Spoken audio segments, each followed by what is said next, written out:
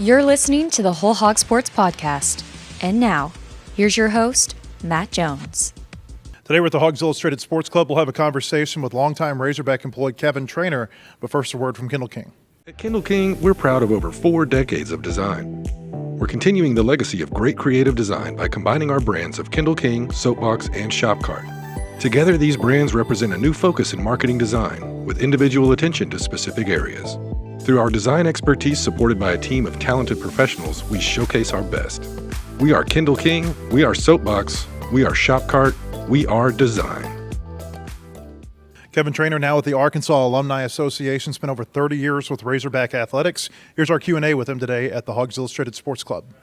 Hey, so you mentioned the last few months. Yeah. You're usually behind the scenes. What's it been like seeing your name in the stories? Yeah, no, that's a great question. I was well aware, and I live, obviously the Razorbacks are very high profile, and with that, I'm around some high profile folks, having been there for a long time, used to kind of living in that. But so it was a little different that I wasn't, that I was part of the story and versus helping the media and helping get out the story of the Razorbacks. But I think it just speaks to, it's not really about me. I think it speaks to the passion for the Razorbacks and what it means to this state. And but as I said, it's been overwhelming, just the outreach. And again, I still most of my emails start now with, "Dear Kevin, congratulations on the new job. I know you don't work in athletics, but So no, it's been an amazing journey. But yeah, that was a little different. It being out front like that. You kind of got to get away from it, right? You were in Ireland? Yeah. So Ellie, who's here with me today, she studied abroad in Dublin, Ireland for 2 months as part of the University of Arkansas program. She thinks it's to further her education. Little does she know that it was for her mom to get a free trip to Ireland, or not free, but give us an excuse. So, but no, Ellie did an amazing job. And so literally right as this transition happened, we left, went 2 weeks into Dublin, Ireland, which is a beautiful place. Recommended if you haven't been there. But yeah, that added, we had just gotten home from the College World Series. So yeah, that added to a little bit different timeline this summer. You're still keeping your toe in athletics. I mean, you mentioned all the boards that you're on, College Baseball Hall of Fame. You did the SEC Media Days. I assume you continue to do stuff for the SEC, maybe Final Four, playoff. What's different? Like how is it different when you're not in athletics every day, but you're still in athletics in some capacity? Sure. No, that's great. And I was visiting with some folks beforehand. You know, one of the things that I'm grateful to the university for is when we talked about my role here at the Alumni Association, they said, "Kevin, we want you to do those things. We want you to be a part. You represent the University of Arkansas." And I always, whether it's at SEC Football Media Day, fortunate to work College Football National Championship game, the Final Four, other events, I'm always wearing that Razorback with me, whether I'm working with some teams that we compete with from time to time. But it's really been an opportunity. So that was important to me. It was important to me to continue to get to do that. And so it's really nice to be able to have that touch. You know, I was joking. I was at the game last week, probably a little bit earlier than I would have gone if I were with athletics. And that's with the Alumni Association. We were meeting with our friends, our board members. So Razorback Athletics will continue, and athletics in general will continue to be a big part of what I do and who I am, just in a different way. I was having lunch with somebody this summer, and they said, "Do you think we can get Kevin Trainor?" It was somebody that works in one of these big corporations up here. And it goes to show that you're qualified to do any number of things. Why did you think the Alumni Association was the best spot for you? Yeah, no, and again, it was great. People reached out with such support. I think just because of what I mentioned earlier, I think the investment that I've made in the university, the friends that I have in this room, the friends I have around this state, what I've invested in this place. This is our home. I'm like Coach Broyles, I was not from Arkansas, but I embraced Arkansas, and Arkansas has embraced me in an incredible way. And so, it was important to do that. It was also important. We get a half-price discount if you're working for the U of A, and Ellie has 2 more years, so that didn't hurt either. But, no, it was important to, like I said, it's a way to stay connected with all those that have been a part of the university in a new way. And listen, I've been at both football games. We continue to work with athletics. I think there's a benefit for both athletics and both for the campus that I have some knowledge in both those venues and can help integrate those dealings as well. I think it goes without saying that while unfortunate, there's no hard feelings about what happened this summer. Yeah, a lot of people ask me that. Certainly not how I would have chosen it to end, but how could I be upset about 30 amazing years, the opportunities that I've had? College athletics is at a pivotal point right now. It is. I hope we can find our way through it, and it's difficult. So when you help build a house for 30 years, why would you trash it on the way out? It's just not. I love the folks at Razorback Athletics. I want all of our coaches to win. I want our programs to be successful. That is something that I'm here just supporting them in a different way. I went to volleyball the other night. Coach Watson was one of the coaches that I worked with. Dave Van Horn I worked with for 15 years. I'm going to be there. I'm going to be cheering them on. It's just going to be in my role with the Alumni Association. So you mentioned college sports is at a pivotal time. Everybody focuses on rev share, house settlement, these things. Are there other things that are happening, though, that maybe are not so much on our radar that you, having worked in that environment, can see on the horizon? Sure, and for good reason, a lot of those issues come to the forefront. Probably a little more inside baseball, if you will, is the whole governance, what role the NCAA will play, what role the new CSC, the NIL components are doing, the continued jockeying between the SEC and the Big Ten and really other conferences and what that looks like. So there's always something going on. Again, for the first, I'd say 25 years of those 30, there were always things that changed. But I can easily say in the last 3 years, there was more transition across the college space. But yes, I think what happened in college athletics is for so long, the pendulum was over here. It was not, we didn't adapt with the change. Why? There were so many schools, not everyone had the resources to do what an Arkansas could do, to do what an Alabama could do. And so things got held back, and we weren't making the change and the progression that college athletics needed. What happened? The courts got involved, and now all of a sudden the pendulum went all the way over to this other side. And so what we're trying to do in college athletics is find the happy medium, whether that's a one transfer portal window, whether that's a controlled actual NIL rather than just pay for play. All of those issues but again, there's also the need. We'll continue to see conference realignment. It happens all the time, and so there's a lot going on in that space right now. In a lot of the changes that are happening in departments right now, it is people who work in communications. Those are some of the jobs that are getting eliminated. Do you think athletic departments understand how important messaging is? And do you think that, I wonder maybe just kind of what your thoughts are as it relates to that as we move forward? Well, I can tell you one of the things that I enjoyed most about my role in communications with Razorback Athletics is I really felt like it wasn't me, but my position. I joke that I could send the state into a tizzy with one email, right? Because people love the program, they love the Razorbacks, and it's really rewarding to work in something that that people care so passionately about. But I think with that, as things change, there's a lot of unknown. But I think what hasn't changed is the importance of connecting to our fans, connecting to the people of Arkansas.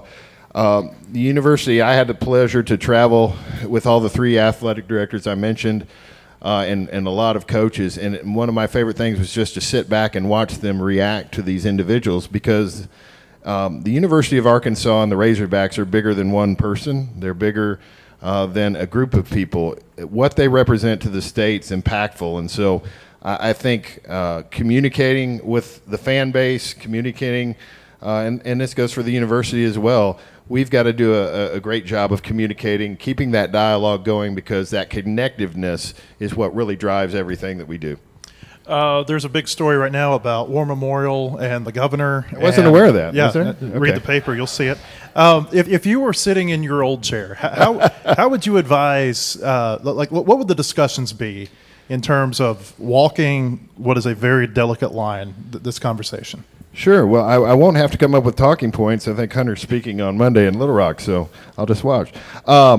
No, this has been this is a uniquely Arkansas challenge, and I say challenge because it is something that's so deeply rooted in our state. When I first arrived on campus, we played more games in Little Rock than we did on campus here in Fayetteville. There is no questioning the history and the contribution that all parts of the state have played in building this program.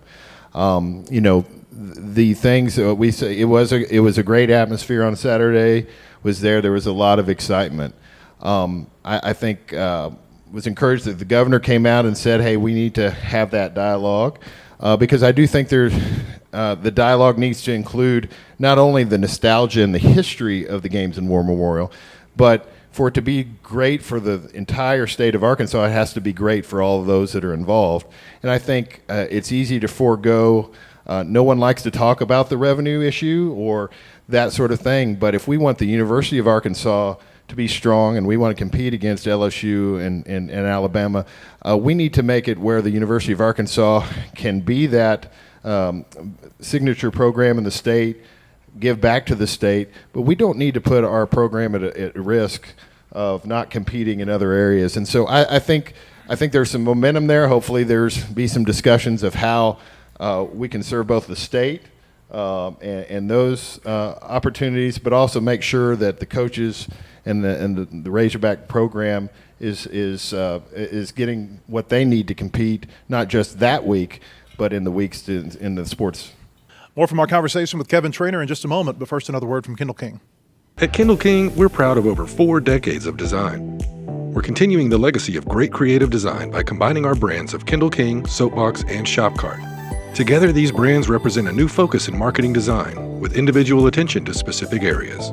Through our design expertise supported by a team of talented professionals, we showcase our best. We are Kendall King, we are Soapbox, we are Shopcart, we are design.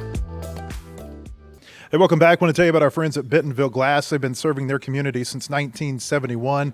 Committed, professional, versatile. If you're looking for a quality leader in Northwest Arkansas or looking for skilled craftsmanship, look no further than Bentonville Glass for all your glass market needs with the highest quality products. You can come by and find them now at 507 South Main in Bentonville or online at bentonvilleglass.com. Back to our conversation now with Kevin Trainor at the Hawgs Illustrated Sports Club.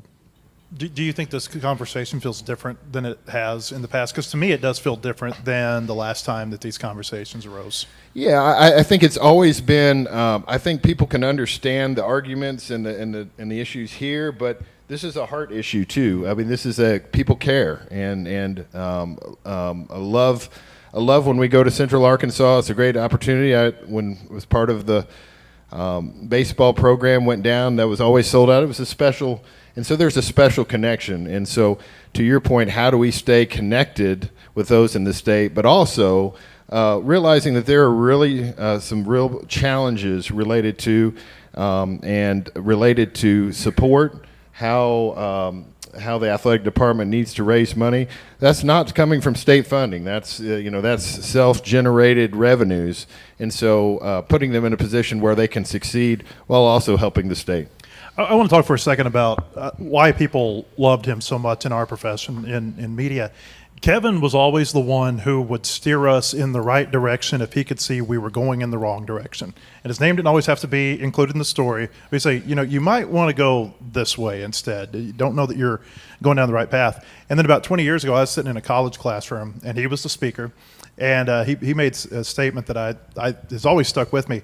He said, "You've got a job to do, and we've got a job to do. And sometimes those jobs are not going to see eye to eye. But it doesn't mean that it has to be personal. We can still be professional about it. We can still have a good working relationship." And that's something that's always stuck with me. I wonder just where did this philosophy come from? Because not everybody that works in your old profession now, not everybody's like that. Where did this come from? Well, athletics is it's competitive, right? And it's us against them, and sometimes I think people can get caught up in that and make it us against them in all different respects. Fortunately for the University of Arkansas, I have had zero impact on the outcome of any game in 30 plus years. That's fortunate for us. So, really, the greatest thing is the interest, the passion, and we have a wonderful base of media that have covered, whether it's working with Orville Henry and Nate Allen and Jim Bailey and Harry King and people from the past, and watching the generations come through, Clay Henry, and working through those years, and they help tell the story of Razorback athletics. And so is it always a controlled narrative that perhaps is always to our liking? But once again, Coach Broyles had a great perspective on that, that if they were writing and talking about the Razorbacks, that was good for the Razorbacks. And it's when they don't care and when there's apathy that we have problems. So I've always seen it as an opportunity to help and to assist with that. And again, there are times where we've had conversations where I said, I just can't help you, and you've respected that. I've respected you when we had that, but it just never had to be personal. I don't see it that way, because friendships and relationships last a lot longer than whatever issue it was, whatever challenge it was at the time, and I think that's been the key. I want to ask you about a few different stories real quick. One, a little bit more somber. You mentioned today being the anniversary of September 11th. There was conversation, and you were part of this conversation, about how soon is too soon to restart sporting events after that happened. What do you remember about those conversations? Yeah, no, I remember it vividly. Our oldest daughter, Emma, was just a few months old. Ruth was home with her, and we had a TV in our office, which was kind of a big deal then. You didn't have a lot of TVs around. And I remember just getting ready. It was a normal game week. I think we had North Texas that week, and getting ready for that. And of course, the first plane hit, and so you just – One of the things you learn in working in that environment is there's always something going on. You're always moving on to the next thing, always concentrating. And I just remember when it became apparent that it was more than an accident. That certainly the first thing is you felt great empathy for those that were directly impacted. I do. There was the fear of perhaps who's next. In athletics, you're trying to find out where everyone is, because obviously they shut down all air traffic, and I know that we had, although I wasn't working on the women's sports at that time, there were a number of women's teams that were out and about. They had to get home, so there's some logistical things. But yeah, as things started to clear. I think the leadership of the SEC was trying to get in touch with the White House, and initially had gotten some recommendations that they wanted them to go on. They wanted to play and go on as normal, and we need to show that we're moving on. So it was a fairly controversial stance at that point. The SEC initially announced they would maintain their games that week, and then after some time, there was a decision that they would cancel, which I think was the right call. But it offers perspective of what was going on. But I remember that day, Coach Broyles was in watching the TV screen with us, and yeah, how quickly something that is happening across the country impacted sports. And I remember we rescheduled a game. I think we played Weber State later on that year. I knew we were going to win when they came out through a paper mache tunnel like you see at the high school game or the junior high game that I used to run out when I was running out. But it was, it was an impact. I was glad that we were able to play, but it wasn't the right time to play that weekend. I want to ask you a couple of quick stories. Getting Rose Richardson through Secret Service after the national championship game. So as a senior student assistant, I had an opportunity to travel with the men's basketball team, and a pretty good year to do it, 93, 94, right? And so I was in Charlotte, North Carolina. We're playing Duke. Obviously, the excitement. And after a championship, there's a lot to be done. There's a lot to do. And so I was assigned getting Rose Richardson, Coach Richardson's late wife, to the locker room. And so I very diligently went and got Rose Richardson, finally got through the crowd, got to the hallway, and I was met by Secret Service. Well, obviously, President Bill Clinton was there. He was in the locker room. They had shut off the hallway. Well, I was very upset because my job was to get Mrs. Richardson to the locker room. And I said, "You've got to let us through. Mrs. Richard, this is Coach Richardson's wife. She must get to the locker room." And the Secret Service agent said, "Okay, she can go." And she went. So I did my job, but there I was standing in the hallway.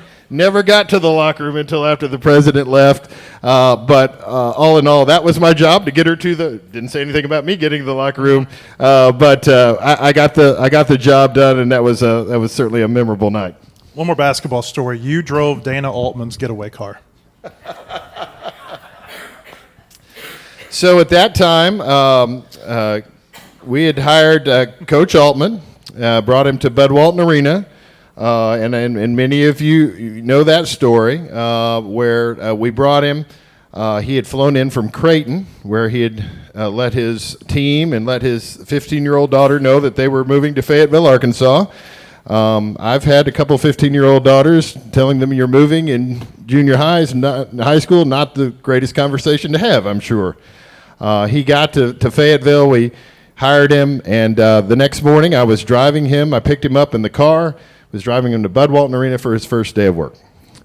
Dropped him off, said good luck, introduced him to a couple people, said if you need anything, call me.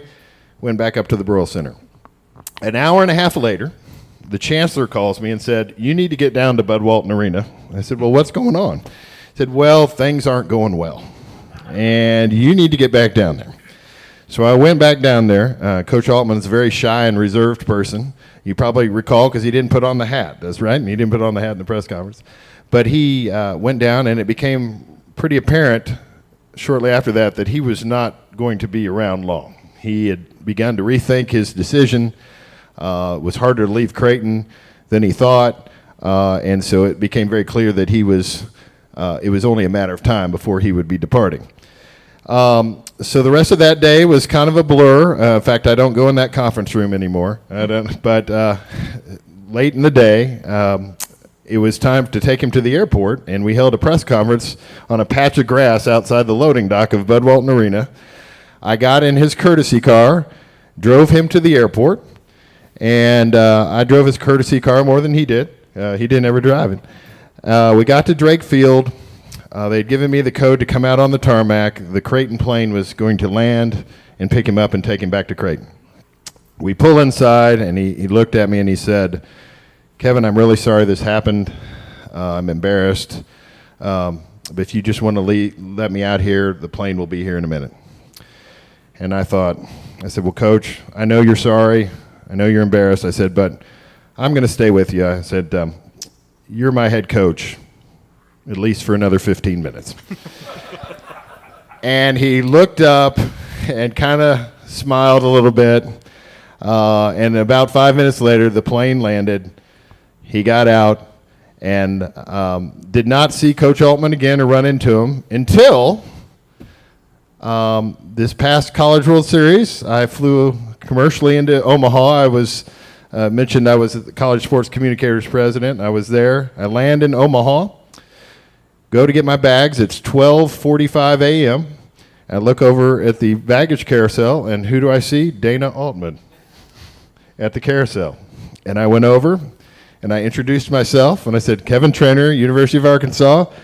I said, "The last time we were at the airport together, you were packing up to go back to Grace." And he kind of hung his head, and I just said, "Coach, hey, we followed your career. You've done a marvelous job. He went to Oregon, has done a great job. But I never thought I'd see Coach Altman again, but I did see him at the airport this time again." So that kind of brought a closure to that story. That's great. Kevin, you tell great stories. We appreciate you being here. Thank you so much. All right. Hey, we appreciate you being with us today. We'll be back in studio tomorrow. Taylor McGregor from ESPN, a U of A grad. She's going to be on the call on ESPN this weekend when the Razorbacks play Ole Miss. We'll talk to her. We'll also give you our weekend predictions. Hope to see you there or on our website at wholehogsports.com. Have a great day, everybody.